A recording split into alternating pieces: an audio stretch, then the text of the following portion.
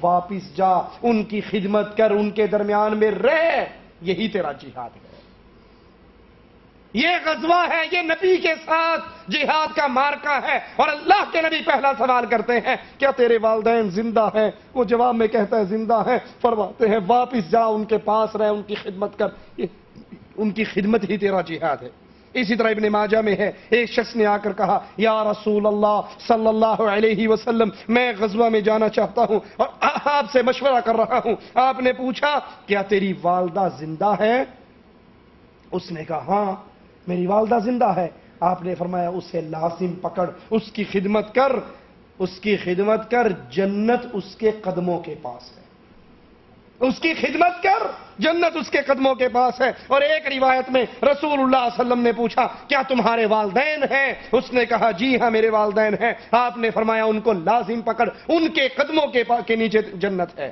ابو داؤد میں ہے، ایک شخص یمن سے آیا ہجرت کر کے، رسول اللہ صلی اللہ علیہ وسلم کے پاس پہنچا، ہر چیز کو چھوڑ آیا، ماں باپ کو چھوڑ آیا، وطن کو چھوڑ آیا، مال دولت کو چھوڑ آیا، یمن سے لے کر مدینے تک کا سفر کیا۔ آپ نے اسے دیکھا تو پہلا سوال یہ کیا کیا یمن میں تیرے ماں باپ ہیں؟ کیا یمن میں تیرے والدین زندہ ہیں؟ اس نے کہا جی ہاں۔ آپ نے کہا کیا انہوں نے تجھے اجازت دی ہے ہجرت کرنے کی؟ کیا مطلب؟ انہوں نے تجھے محمد کریم صلی اللہ علیہ وسلم کے پاس اور ان کے ساتھ رہنے کی اجازت دی ہے؟ اس نے کہا نہیں اللہ کے نبی، انہوں نے اجازت نہیں دی۔ فرمایا واپس چلا جا، واپس یمن لوٹ جا، اگر تیرے ماں باپ اجازت دیں تو مدینے آ جانا، اور اگر واپس آنے کی اجازت نہ دیں تو ان کی خدمت کرنا۔ مسند احمد میں ہے، ایک شخص رسول اللہ صلی اللہ علیہ وسلم کے پاس بیعت کرنے کے لیے آیا۔ آپ نے پوچھا کیا چاہتا ہے؟ اس نے کہا میں ہجرت کے لیے، جہاد کے لیے آپ کے ہاتھ پر بیعت کرتا ہوں، اور اس حال میں آیا ہوں کہ میرے والدین رو رہے ہیں۔ رسول اللہ صلی اللہ علیہ وسلم نے فرمایا واپس جا، لوٹ جا اپنے والدین کے پاس، جیسے تو ان کو رلا کر آیا ہے ویسے ان کو ہنسا۔ صحیح مسلم میں ہے، اللہ کے نبی نے فرمایا 3 بار اس جملے کو دہرایا، اس کا ناک خاک آلود ہو، خاک آلود ہو، خاک آلود ہو۔ کس کا؟ شرابی کا، زانی کا، چور کا، بدماش کا، کس کا ذکر ہو رہا ہے؟ کس کے لیے اللہ کے نبی 3 مرتبہ بددعائیں کر رہے ہیں؟ اس کا ناک خاک آلود ہو، خاک آلود ہو، خاک آلود ہو۔ قالوا یا رسول اللہ صلی اللہ علیہ وسلم، اے اللہ کے پیارے حبیب کس کا؟ جواب میں فرماتے ہیں جس نے بڑھاپے میں اپنے والدین کو پایا یا دونوں میں سے ایک کو پایا اور ان کی خدمت کر کے یہ جنت میں داخل ہوا۔ سوچئے اپنی بیویوں کے لیے اپنے ماں باپ کو گھروں سے نکالنے والوں، اپنی بیوی کو اپنے گھر سے نکال کر الگ مکان لے کر اس میں رہائش دینے والوں، کہ یہ میرے ماں باپ کے ساتھ گزارا نہیں کر سکتی، اس کو الگ رہائش دے دو۔ وہ بوڑھے تڑپتے رہے، نہ انہیں کوئی روٹی دینے والا ہو، نہ انہیں کوئی پوچھنے والا ہو، نہ ان کی کوئی خدمت کرنے والا ہو، خود بھی ان سے دور، بیوی بھی دور، بچے بھی دور۔ اللہ کے نبی نے فرمایا اس کا ناک خاک آلود ہو جو اپنے بوڑھے والدین کو پائے یا دونوں میں سے ایک کو پائے اور ان کی خدمت کر کے اللہ کی جنت میں داخل نہ ہو جائے۔ حسن بصری رحمہ اللہ کی جو والدہ جب فوت ہوئی اور انہیں دفن کر دیا گیا تو بہت روئے، بہت روئے۔ لوگوں نے کہا عجیب بات ہے، اتنے بڑے امام ہو، اتنے بڑے شیخ ہو، ہمیں صبر کی تلقین کرتے ہو اور خود رو رہے ہو۔ کہا میرے رونے کی وجہ یہ ہے، سننا ذرا حسن بصری کے جملوں کو، میرے رونے کی وجہ یہ ہے کہ ماں باپ کی صورت میں میرے لیے 2 دروازے اللہ کی جنت کی طرف کھلتے تھے کہ میں ان کی خدمت کر کے جنت کو پا سکتا تھا، آج ایک دروازہ بند ہو گیا، اب میرا صرف ایک ہی دروازہ جنت کی طرف کھلتا ہے۔ یہ بوڑھے ماں باپ مصیبت نہیں ہے، انگریزوں کی تقلید کرتے ہوئے ان کو اولڈ ہاؤس میں جمع کروانے والوں، ان کو بوڑھے خانے میں پھینک آنے والوں، آج تم ان کے ساتھ یہ سلوک کرو گے، کل تمہاری اولاد تمہارے ساتھ یہ سلوک کرے گی۔ یہ اللہ کی رحمت ہے، یہ اللہ کی نعمت ہے، یہ اللہ کی عطا ہے۔ حسن بصری کہہ رہے ہیں میری ماں اور میرے باپ کی صورت میں میرے لیے جنت کے 2 دروازے کھلے تھے اور ایک کے موت ہونے سے آج جنت کا دروازہ بند ہو گیا۔ ماں باپ کی خدمت، ماں باپ کی شان پوچھنی ہے تو ان سے پوچھئے جن کے سروں سے یہ باغ ڈھل چکا ہے، جو ترستے ہیں کاش ہم اپنے باپ کی شکل کو دیکھ سکتے، جو ترستے ہیں اپنے بابا کا نام لیتے ہوئے، جن کے سروں پہ ماں اور باپ کا سایہ نہیں ہے، ان سے پوچھئے ماں باپ کی قیمت کتنی ہوتی۔ حسن بصری کہتے ہیں یہ جنت کے 2 دروازے کھلے تھے، میں ماں کی خدمت کر کے، میں اپنے باپ کی خدمت کر کے اللہ کی جنت میں داخل ہو سکتا تھا۔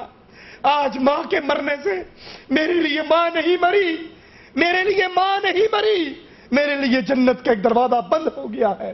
اب جنت میں جانے کے لیے میرے پاس صرف ایک ہی دروازہ۔ ماں باپ کی موجودگی کو اللہ کی رحمت سمجھیے، اس کو غنیمت جانیے، اس کو غنیمت جانیے۔ اللہ کی قسم کھا کر کہتا ہوں، دنیا کی ہر چیز انسان کو مل سکتی ہے، ماں باپ کی نعمت گزر جانے کے بعد دوبارہ نہیں مل سکتی۔ اپنی بیویوں کے لیے ماں کو ٹھوکریں مارنے والوں، اپنی بیویوں کے لیے ماں سے ناراض ہونے والوں، تم ایک بیوی کو طلاق دے دو، دوسری بیوی مل جائے گی، اولاد کو چھوڑ دو اور اولاد مل جائے گی، مال برباد ہوتا ہے اور مال مل جائے گا، لیکن اگر ماں کا سایہ اٹھ گیا ساری عمر تڑپتے گزر جائے گی، ماں دوبارہ نصیب نہیں ہوگی۔ اس ماں کی قدر کیجئے، اس باپ کی قدر کیجئے۔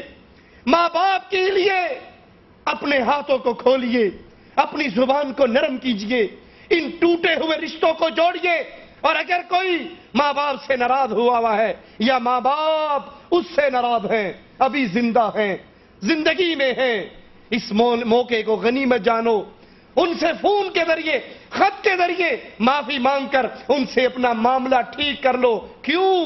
یہ ماں باپ یا جنت ہے یا جہنم ہے۔ اگر یہ راضی ہے تو انشاءاللہ جنت کا سفر بڑا آسان ہے، اور اگر یہ ناراض ہیں، اگر ماں باپ ناراض ہیں، اور وہ ناراضگی اللہ کے ساتھ کفر اور شرک کرنے کی دعوت پہ نہیں، اپنے حقوق پر ناراضگی ہے کہ آپ ماں باپ کا حق ادا نہیں کرتے، تو پھر سمجھ لیجئے جہنم کا راستہ بہت آسان ہے۔ ایک نوجوان اللہ کے نبی کے پاس آیا، آ کر کہنے لگا یا رسول اللہ صلی اللہ علیہ وسلم، میرا بابا میرا مال لے کر اپنے بچوں پہ خرچ کرتا ہے۔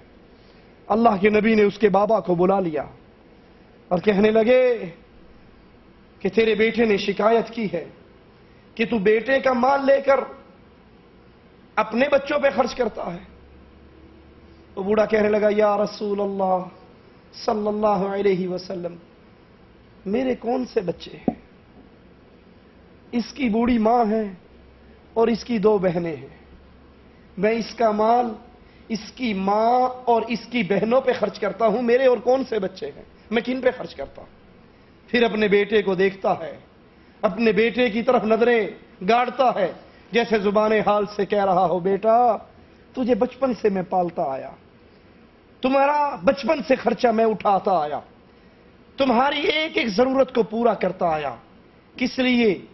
اس بڑھاپے کی عمر کے لیے کہ تم ایک مقام پر پہنچو گے، اپنے باپ کا دست و بازو بنو گے، اپنے باپ کا ہاتھ پکڑو گے، اس کی بوجھ کو اپنے کندھوں پہ اٹھاؤ گے۔